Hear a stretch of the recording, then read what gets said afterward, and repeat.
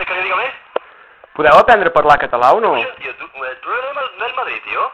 Eh? Pero ¿cómo que hablas tú catalán? ¿No eres mallorquín? Tú eres un hijo de puta forastero, hombre. Tú también eres catalán, tú eres un cabrón forastero. Hay que ser español, mallorquín, eso es normal. Muy sencillo, me han dicho que hay una vacante de correos. ¿La quieres tomar ahora? Escucha, mira, aquí, para cojones los que estamos aquí. Ven para acá un día y visítanos.